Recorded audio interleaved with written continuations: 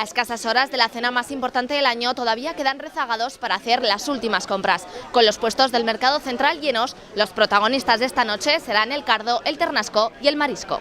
Encargos, despistes y olvidos de última hora marcan una jornada muy navideña en el mercado central. Algunos ponen la excusa de que lo prefieren todo fresco y comprado del día, pero la mayoría reconoce que son últimos detalles. Sí, es que es tradición. En nuestra casa el día de Nochebuena venimos siempre a comprar al mercado central.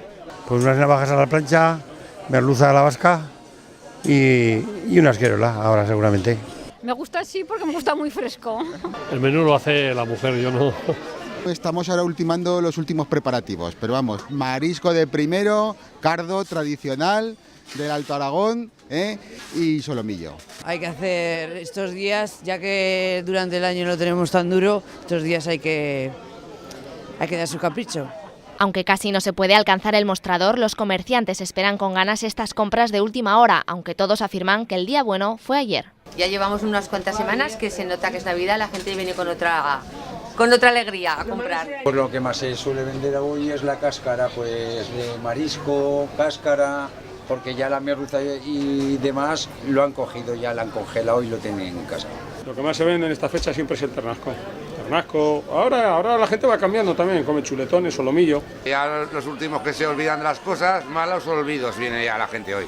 Pues hoy sobre todo merluza, besugo, rape, cositas así de morrete de anzuelo, en vez de cosas de piscifactoría, cositas de morrete.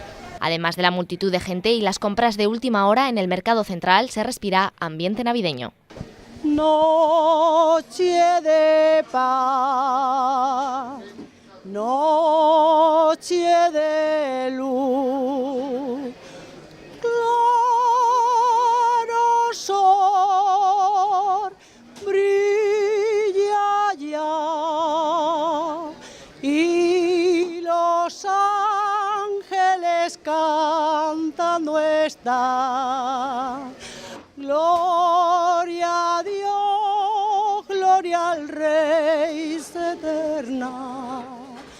Duerme, niño Jesús,